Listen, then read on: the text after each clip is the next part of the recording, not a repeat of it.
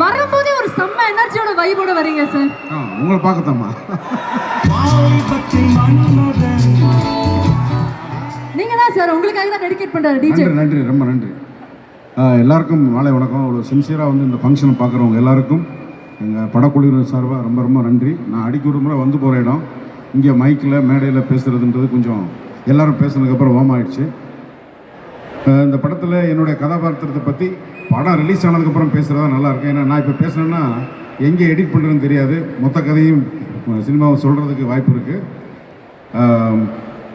என்னோட மனமார்ந்த உளமார்ந்த நன்றி கார்த்தி, ரொம்ப ரொம்ப நன்றி கார்த்தி. ஒரு டைரக்டர் மைண்டில் இந்த கேரக்டரில் இன்னும் நீங்கள் யோசிச்சதுக்கு நான் நிறைய டைரக்டருக்கு எனக்கு வாய்ப்பு கொடுக்குறாங்க. இது ரொம்ப முக்கியமாக இருக்கும்.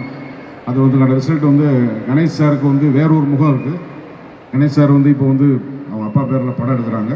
பட் நானும் கணேஷ் சாரை மீட் பண்ணும்போது நான் அசிஸ்டன்ட் கேமராமேன், அவர் வந்து ஹீரோ. வாக்குமூலம்ன்ற ஒரு படத்தில் டைரக்டர் கே சுபாஷ் சார் ஆஃபீஸில் அடிக்கடி வர சந்திச்சுக்குவோம்.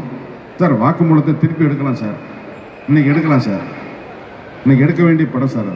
அது சார் மாதிரி அவங்க ஸ்க்ரீனில் பண்ணி கொடுத்தீங்க, படத்தை காமிச்சாங்கன்னா வேறு மாதிரி பண்ண இன்றைக்கி பண்ண முடியும் சார். அப்படி பார்த்தது. ஸோ அந்த கம்பெனியில் இந்த கம்பெனியை பற்றி நம்ம சொல்கிறத விட இன்றைக்கி வந்து தமிழ்நாட்டு மக்களுக்கு அதிகமாக படங்களை தயாரிக்கக்கூடிய ஒரு நிறுவனமாக இருக்கிறது. அந்த நிறுவனத்தில் அந்த வாய்ப்பு கிடைச்சதுக்கும் படத்தை வந்து பார்த்துட்டு வந்தோடனே அந்த கேரக்டரை பற்றி ப்ரொடியூசர் பேசினார் கார்த்தி. அவரை இம்ப்ரெஸ் பண்ணியிருக்கு. ஸோ என்ன நினச்சமோ அந்த படத்தில் ஒர்க்காக இருக்குது. Thank you so much Madhesh. நீங்கள் ஒரு பேசு பொருளாக இருக்கல, எனக்கு ஒரு சந்தோஷம். ஒரு கேமராமேன் வந்து இப்படியெல்லாம் பேசினா தான் உண்டு, இல்லைன்னா படம் பார்த்துட்டு நல்லா இருந்துச்சுங்கன்னு போயிடுவாங்க. So good.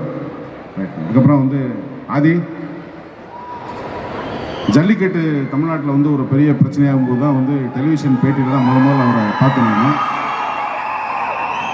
ஸோ ஒரு ஹிப்ஹாப்ன்றது என்ன, ஆதி பேர் ஹிப்ஹாப்னா என்ன அப்படின்னா என் பையன் தான் அதை பற்றிலாம் எனக்கு விளக்கம் சொன்னார். அப்போ என்ன நினச்சேன்னா, நம்ம சினிமாவில் இருந்துக்கிட்டே இருக்கோம், அப்கமிங்கில் இருக்கிறவங்க யார் என்னன்னு தெரியாமல் இருக்குமேன்னு அவரை பற்றியெல்லாம் கொஞ்சம் கவனிச்சதுக்கப்புறம் தான் அவருடைய படங்கள்லாம் பார்க்க ஆரம்பிச்சதுக்கப்புறம் இந்த படத்தில் அவரோட வேலை செய்ய ஆரம்பிச்சது. வைரஸ் சார் அந்த கோவை மண்ணுக்கான பண்பாடும் அடிப்படை ஒழுக்கமும் இந்த பாயிண்ட்டை அதிகமாக நான் பார்த்தேன் சார். அவர் ஹீரோங்கிறத தாண்டி அந்த பாயிண்ட்டை வந்து அவ்வளோ சின்சியரான ஒரு ஹம்பிள்னஸ் இருக்குது. அந்த ஃபேமிலி வேல்யூஸுங்கிறதும் மற்றவங்கள்ட்ட பேசுகிறதும் சரி, எங்கேயுமே வந்து ஒரு பெரிய அவர் கையெழுத்து போட்டு கொடுத்தா நீ வியாபாரம் ஆகும், அது எதுவுமே இல்லாமல் ஒரு அப்கமிங்காக வளர்கிற கோவை மண்ணினுடைய பண்பாடு கொஞ்சம் மாறாமல் இருக்காரு. வாழ்த்துக்கள் ஆதி, இன்னும் நல்லா வளரணும். நீங்கள் என்னுடைய மனமான நன்றி. ஹீரோயின் அதுக்கப்புறம் மதுவந்தி, நீங்களாம் டைலாக் பேசுகிறது பயப்படுற ஆள், நீங்கள் டைலாக் பேசுகிறது பயப்படுற ஆள், இதை நாங்கள் நம்பணும். கோர்ட்டு சீன்லாம் வந்து ரியலி ரொம்ப அருமையாக ஒர்க் பண்ணிங்க, சூப்பராக இருந்தது, நல்லா இருந்தது. அதுக்கப்புறம் மரியாதைக்குரிய தேவதர்ஷினி அவர்கள், தேவதர்ஷினி அவரோட இந்த படத்தில் வந்து எனக்கு சம்மந்தி இல்லை, எதிர்த்த வீட்டுக்காரங்க.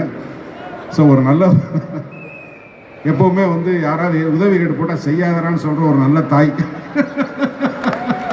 சார் இது ரியல் லைஃப்லயா சார்? Real life. யாராவது அவசரமாக போகிறாங்க, வேற ஆள் கிடைக்கல இந்த உலகத்தில், என் மயன் தான் உனக்கு கிடைச்சானா வெளியே போயா,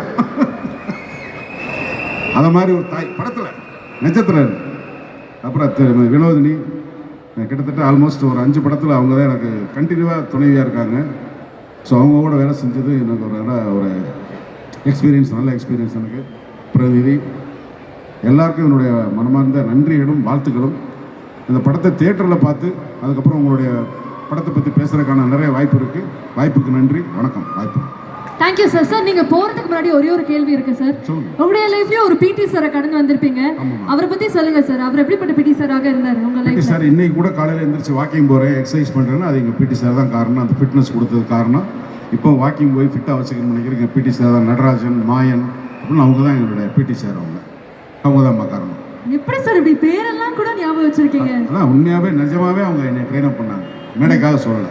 எஸ் சார் வந்து முன்னாடி வந்து ஒரு சினிமாட்டோகிராஃபராக இருந்திருக்கீங்க நிறைய படங்களுக்கு.